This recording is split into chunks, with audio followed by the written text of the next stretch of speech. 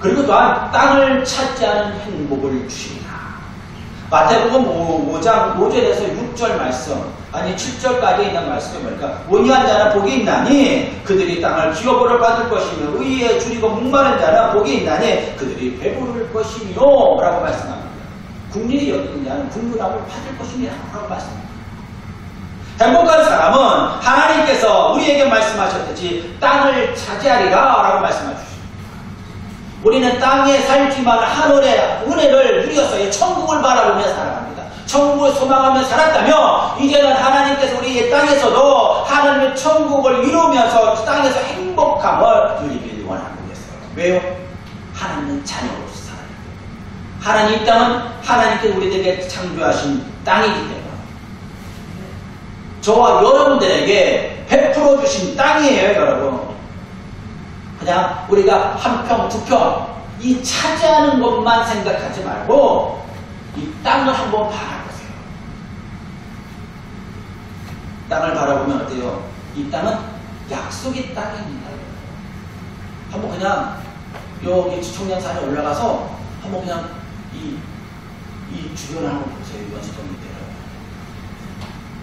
저는 청량산에 많이 올라가지는 않지만 한 번씩 올라가면 연수동 이때를 다 바라봅니다. 그러면 연수동부터 시작해서 저 시흥, 송도, 그 다음에 저기 멀고 이때까지 다 보여요.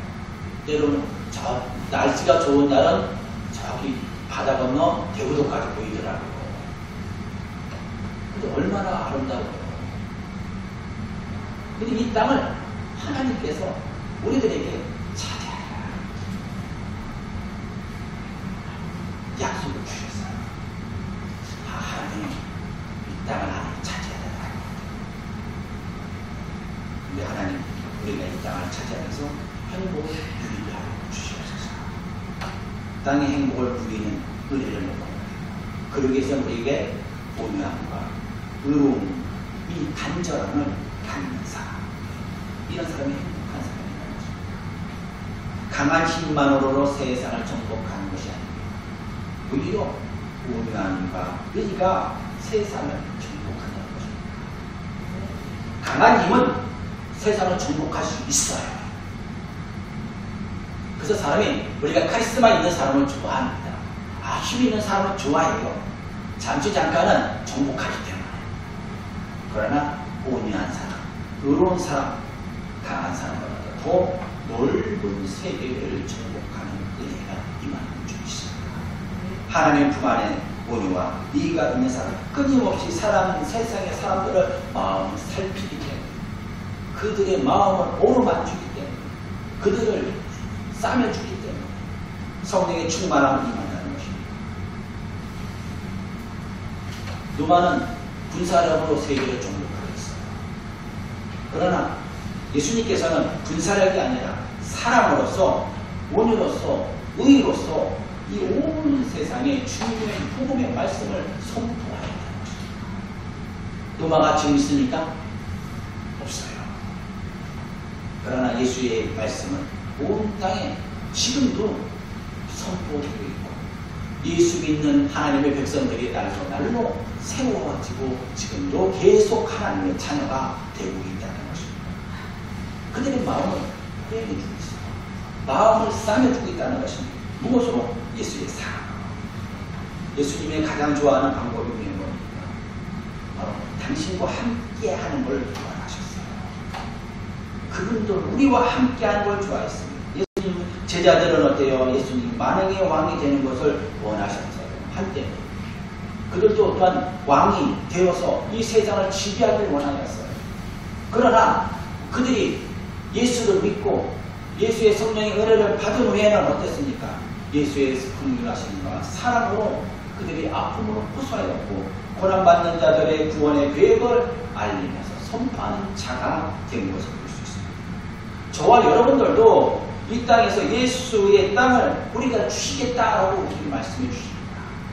그럼에도 불구하고 그때 순종하고 따를 때 우리는 그 믿음의 고백을 나눌 때 하나님께서 이 땅을 우리에게 누릴 수 있는 축복을 누리고 있습니다.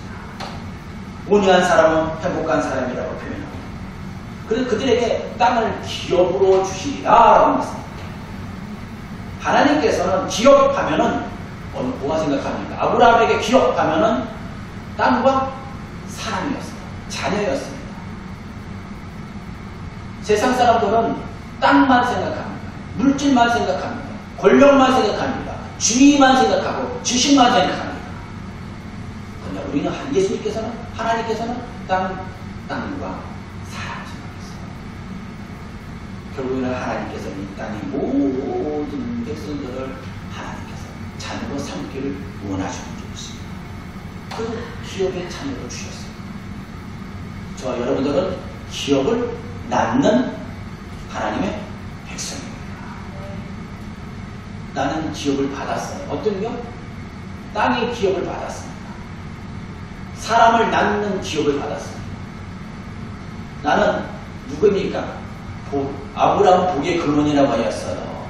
그러면 여러분들은 뭡니까? 복의 근원입니까? 아닙니까? 여러분도 복의 근원이에요. 아브라함의 자녀이기 때문에, 하나님의 자녀이기 때문에.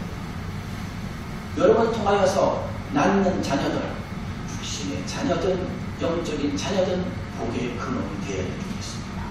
특히 우리는 육신의 자녀가 영적인 자녀가 되어야 될 줄 믿어요. 그래서 이 복음의 사명이 구원의 사명으로 우리는 임해야 될 줄 믿어요. 온유한 사람 품는 행복이라는 것입니다. 온유한 사람의 품는 것은 강력한 사람의 온유함을 뜻이야 하는 천국의 복음을 가르쳐주는 온유를 설명하고 있습니다. 온유는 결국 품음입니다. 사랑입니다. 그리고 넓은 마음은 사랑을 품습니다. 당연하겠죠. 우리가 마음이 넓어져야 돼요. 우리가 나이가 들고 우리가 세월 풍파를 겪으면서 이건 별거 아니야. 그래서 이 사람도 그래. 이 사람도 그래. 이 사람도 그래. 품어야 돼요. 품어야 많은 사람들이 내 물타기 안에 들어옵니다. 우리가 나와 충돌이 있는 사람들, 이건 아니에요. 이건 아니에요. 그럴 때는 어때요? 갈등이 생기겠죠. 갈등이 생기면서 그걸 품을 수 있는 은혜가 생기는 거예요. 목사님 나는 맨날 갈등이 있는데 갈등이 있다고 해도 괜찮아요.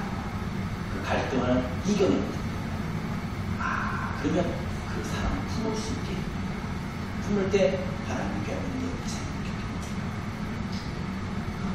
요람기상 4장 29절의 말씀입니다. 하나님의 솔로몬에게 지혜와 총명의 힘이 많이 주시고 또 넓은 마음을 주시되 바닷가에 모래같이 하시니라. 참 하나님께서는 축복을 주시는데 솔로몬에게 지혜와 총명을 주셨는데 바닷가에 모래와 같이 주십니다. 근데 얼마나 모래가 많습니까? 그 모든 사람들을 품을 수 있는 그분의 지혜를 주셨어요. 그 솔로몬은 모든 사람들을 품는 걸 볼 수 있습니다. 전쟁을 통하여서가 아니라 품었어요. 그리고 내펴, 모두 내펴, 모두 반대되는 사람도 품었어요. 사랑으로. 온유한 마음을 품는 것을 갖는 저와 여러분들 되시기 바랍니다. 여러분들의 자주 오는 구원이 아니고 구원을 받고 그 안에 위로를 받을 수 있다는 확신을 우리는 갖는 저와 여러분들이 되십니다.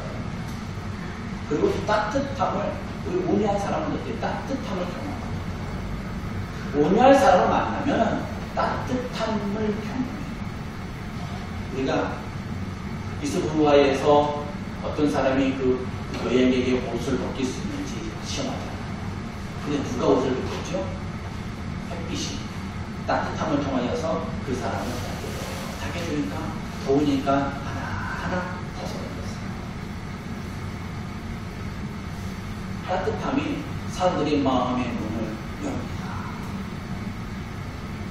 내가 다쳤던 것, 내가 규칙을 가지고 또 원칙을 가지고 있지만 그 원칙 안에서도 따뜻함을 품어줘요. 예수님께서 분명히 하나님의 진리의 말씀 안에 섰지만은 그 안에서도 또한 죄인은 용서하셨어요. 품어주셨어요. 죄인을 데리고 왔을 때도 그 죄인을 용서해 주셨어요. 품어주셨어요. 따뜻함을 그들에게 바라봐 주셨어요. 그럴 때 그들이 예수님 앞에 무릎을 꿇고 예수를 따르는 자녀가 되는 것을 볼 수 있습니다. 이것이 바로 하나님의 능력입니다. 이것이 바로 어떠한 사랑이다라고 표현할 수 있습니다. 온유한 사랑은 방편입니다. 예수께서 인류를 사랑하셨기 때문에 이 땅에 오셔서 고난을 감당하셨고 죽임을 당하셨습니다. 십자가 자체는 사랑을 의미합니다.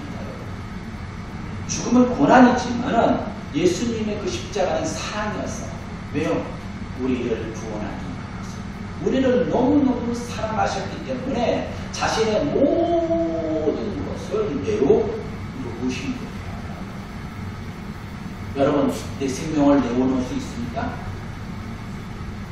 쉽지 않은 거예요. 어떤 분은 우리가 돈이 생명이라고 합니다. 나이가 들면은 통계를 보니까 제가 신문에 보면 나이가 들면 왜 돈을 사랑한다라고 나오는데 그게 생명이기 때문에 그런 생명이에요. 근데 어때요? 이 돈을 하나님께 드린다는 것 얼마나 귀한 겁니다. 그래서 제가 그걸 알기 때문에 하나님 여러분 우리 헌금 기도할 때 하나님 우리 사랑하는 성령의 생명을 하나님께 드립니다.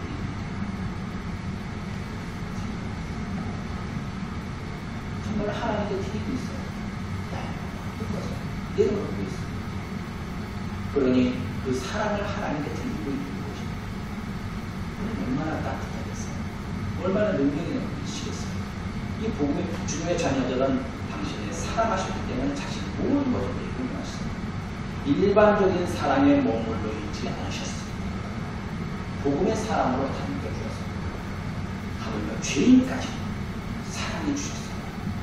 내 육신적인 사랑, 형제자매만의 사랑인 것이 아니라 죄인까지 나를 핍박하는 사람까지도 사랑하셨다. 그리고 또한 의에 줄인 사람은 행복하다라고 합니다. 의에 줄이고 목마른 자는 복이 있다니 저희가 배부를 것이요 라고 말합니다. 의는 의를 뜻하는 사람은 마땅히 지켜야 할 도리, 의라고 하는 것은 마땅히 사람이 지켜야 할 도리, 도덕을 의미합니다. 성경의 말씀의 의는 믿음의 성도로서 하나님께 마땅히 지켜야 할 도리, 말씀, 율법을 의미하고 있습니다. 하나님의 의는 그 말씀에 순종하는 삶을 의미하고 있어요. 그러나 조금 더 나아간다면 믿음의 성도로는 믿음의 고백뿐만 아니라 그 구원받은 자로서의 삶과 순종을 의미하고 있습니다. 그러므로 하나님께서 내가 하나님께 순종합니다. 나의 노력도 하나님께 순종합니다. 나의 생명도 하나님께 순종하고 있습니다. 왜요? 내가 은혜를 받았기 때문에. 이게 그 나의 삶을 사람이 포함하고 있습니다. 사람은 사람으로서의 도리를 감당함이 그 직을 감당한다고 하죠. 그럼 우리 믿음의 성도들은 나에게 맡겨주신 사명, 의로 순종하는 것입니다. 감당하는 것입니다. 이게 순종이에요. 그래서 우리는 충성된 자는 복이 있다라고 말씀해 주시죠.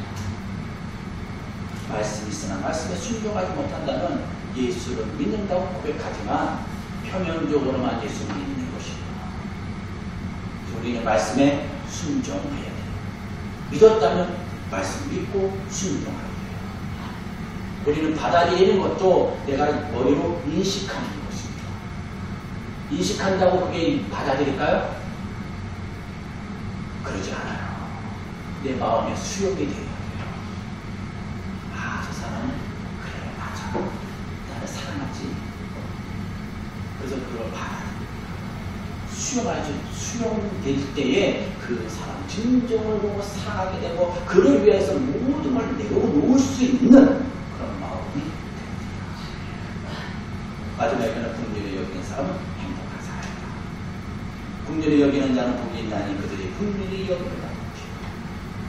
이 말씀은 사랑을 베푸는 자는, 사랑하는 자는 사랑을 다시 받을 것이며, 여러분, 하나님을 우리는 사랑했잖아요. 하나님의 사랑을 받았죠. 하나님의 사랑을 드렸죠. 그럼 우리는 사랑을 받는 자입니다. 그럼 우리는 그 사랑하는 자에게 사랑을 받는 것은 당연합니다. 사랑을 받기 위해서는 사랑을 줘야 해요. 우리는 받아야 됩니다. 누구에게 줄까요? 나와 관계 밖에 있는 사람 모두에게 사랑을 주십시오.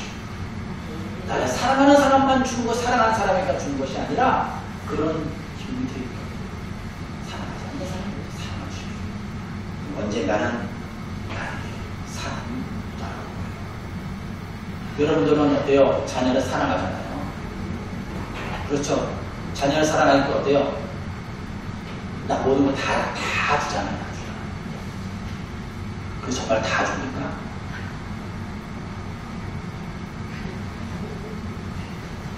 이걸 한번 생각해봐요.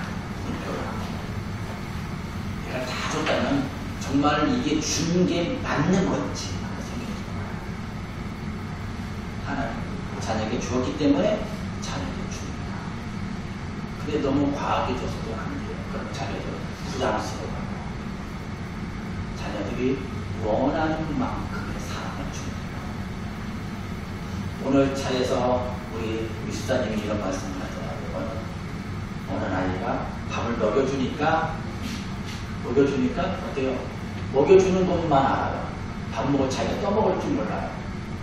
그러니까 어때요? 할머니가 안 계시니까 다른 할머니한테 가서 밥 갖고 가서 할머니 나 밥 좀 먹여주세요. 이거는 잘못된 사랑이에요.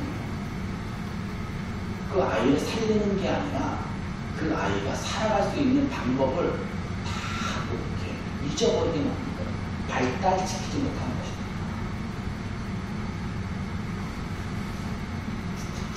안타깝다. 아마 그 소리를 들은 모든 분들이 다 안타깝다 그랬습니다. 사랑을 너무 많은 사랑을 받았어요.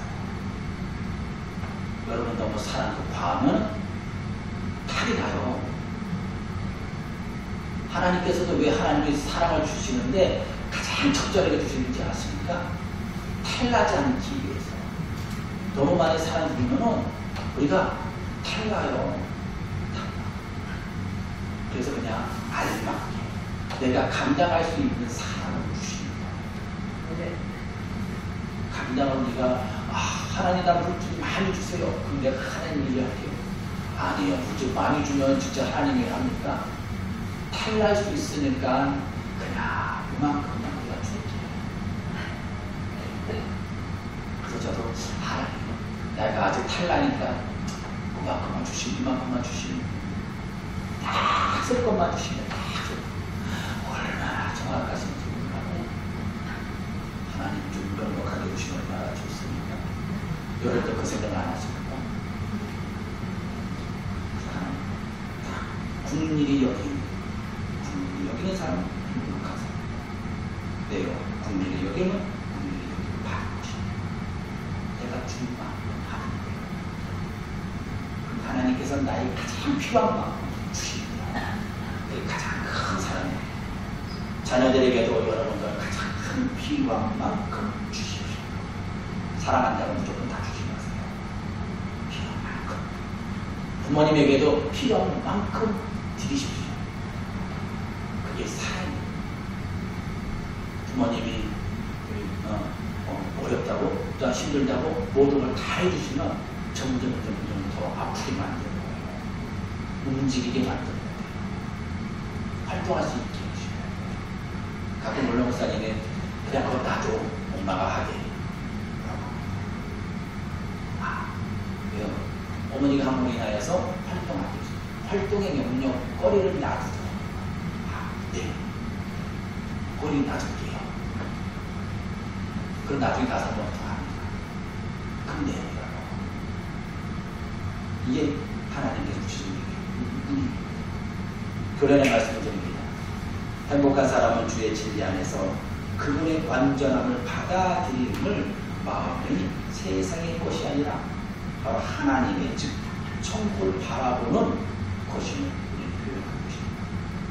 먼저 하나님께서 하나님의 것을 바라보게 되었습니다. 천국을 바라보는 은혜를 주셨습니다. 하나님의 나라를 바라보는 행복을 주셨습니다.